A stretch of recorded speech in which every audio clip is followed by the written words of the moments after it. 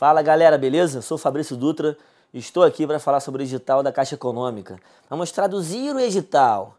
O edital tem que ser traduzido, né? Porque gramática você sabe, aparece lá, emprego de classe de palavras. Aí o cara olha, o que é isso aqui? Eu não vi isso na gramática não.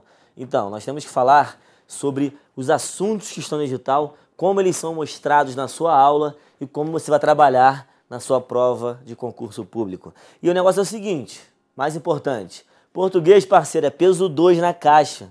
Sabe o que significa? É estudo dobrado. É fazer o dobro de exercícios que você estava planejando. Se o seu plano era fazer 1000 exercícios, vai fazer 2000. Peso 2, parceiro. Olha para a tela lá para ver o edital. Temos aqui, ó, língua portuguesa, compreensão e interpretação de textos, né? Sempre tem que ter.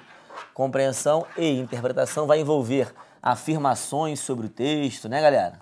Afirmações, inferências, né? O que é inferência, professor? O que é afirmação? Olha aqui. Quando a banca fala afirma-se do texto, infere-se do texto, qual a diferença? Para eu afirmar alguma coisa sobre o texto, essa coisa tem que estar no texto presente física, você sublinha, circula. Para eu fazer inferências, eu tenho que deduzir a partir do texto. Então, se alguém te liga e fala assim, vamos na minha festa no fim de semana, formatura, lá no lago, maneira, tu fala assim, ó, pô, cara, minha mãe tá doente. Você falou para ele não, mas deixou subentendido, né? O cara vai entender o não. Ele vai convidar outro, tua mãe tá doente, mas você não falou abertamente para ele, não vou à sua festa. Você passou informação que deixou ele entender que você não vai. Isso é inferir, beleza? Deduzir. Tem outra forma que o CESP gosta muito de chamar, que é depreender. É a mesma coisa. Tranquilo, galera? Então na tela lá. Inferências, né? Depreende-se é isso, beleza? Fazer inferências do texto, beleza? Entrando aqui na nossa gramática, não ainda, tipologia textual. Que diabo é isso, tipologia textual? Em várias e várias questões, o CESP já falou. O texto apresenta características de uma narração, de uma dissertação. Se a dissertação é informativa e argumentativa, isso é tipologia textual. São os tipos de organização de textos. Ele pode se organizar por meio da narração, descrição ou dissertação. Só ficar ligado e estudar. Na tela. Ortografia oficial vai envolver como as palavras são grafadas no português, né? Abdicária, com bermuda, com i, isso aí, tranquilo, né? Acentuação gráfica, cai no CESP. Claro que cai no CESP. Não vai ser diferente na prova da Caixa Econômica. Pode cair, grande chance de cair, né? E o CESP é bom em questões de acentuação gráfica, por quê? Ele pega 4 palavras do texto e fala, os termos A, B, C e D são acentuados pela mesma razão. Ou seja, quer que você saiba o motivo que fez a palavra ser acentuada. Então é tranquilo, então é sem problema, basta estudar a regra, né? E não se confundir com as palavras parecidas. Por exemplo, ele pega lá, políticos e substituídos são acentuados pela mesma regra. Só julgar, né? Beleza? Na tela. Emprego das classes de palavras. Que vai falar assim, ó. A palavra a palavra... Peraí. Isso, sem exaltações, tá? A palavra limpo, pertencente à classe dos adjetivos, é empregada como advérbio. Então, emprego das classes de palavras, né, pegar um termo dentro do texto e falar se ele é adjetivo, se ele é substantivo, se ele é advérbio. Classe gramatical, galera. Todo mundo tem que saber isso. Não dá para ir para a prova sem saber classes gramaticais, beleza? E esquecer o decoreba, hein? Vamos entender direitinho. No YouTube lá tem, ó, língua afiada, o conceito de advérbio. Língua afiada, o conceito de advérbio. Vê lá. Lá a gente fala com mais calma sobre como isso é cobrado em prova, beleza? Na tela. Emprego do sinal indicativo de crase, sempre, assunto certo, né? O CESP gosta muito de cobrar crase, é lógico, né? 2 formas em que o CESP encontra de cobrar crase. Ou ele pede para você reescrever um texto usando ou não acento grave, ou ele fala, ocorreu acento grave, né? Ocorreu acento grave porque a palavra X pediu complemento com preposição a. E a palavra Y admite o artigo feminino a. Então é isso, né? Ou ele pede para você julgar certo ou errado o uso da crase, ou ele justifica, né, o que motivou aquela crase. Então fica ligado, né? Na crase no aquela, crase nos pronomes possessivos, nome de lugar, a regra geral. Só fica ligado. Vai pra telinha, galera. Sintaxe da oração e do período, cara. Aqui é a função sintática da oração e do período.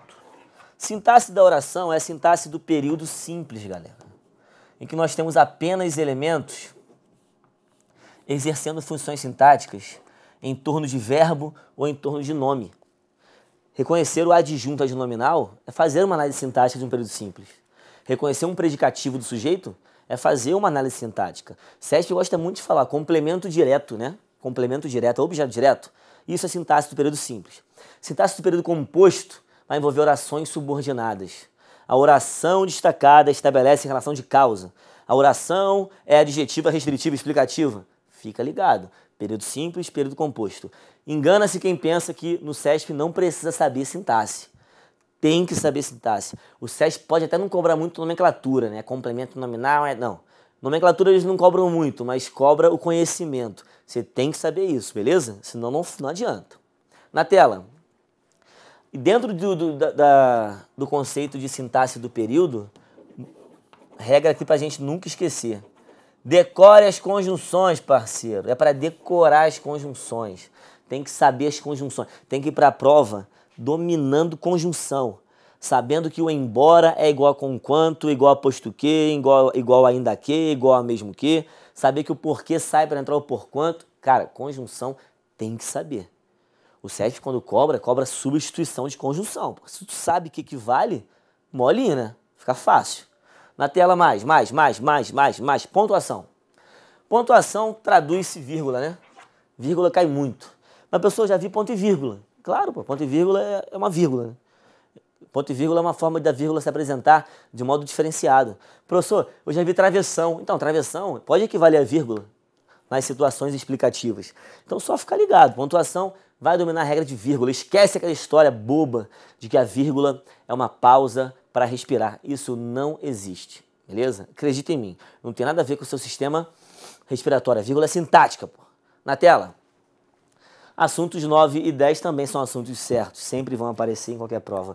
Concordância nominal e verbal. Regência verbal e nominal. Qual a diferença, professor, entre concordância e regência? Olha para cá. A gente tem um sistema SVC, que é o sujeito, verbo e complemento. A relação que existe entre sujeito e verbo, a gente chama de concordância. Relação que existe entre verbo e complemento, a gente chama de regência.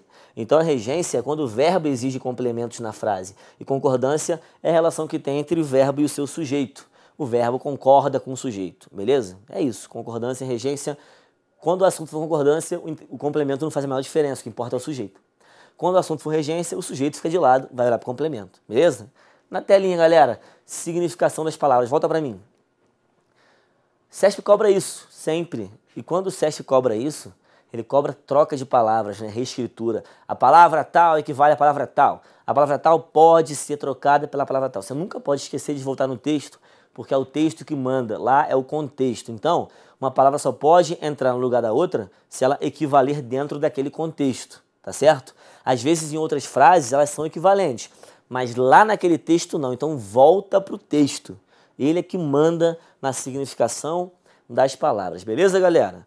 Então, nosso edital é isso. Tem redação oficial, que você tem que estudar o manual, né? O manual do memorando, a ata e tal. Não é muito a minha área. No entanto, você tem excelentes professores de redação oficial no nosso Gran Cursos. Beleza, galera? Contem comigo. Eu sou o Fabrício.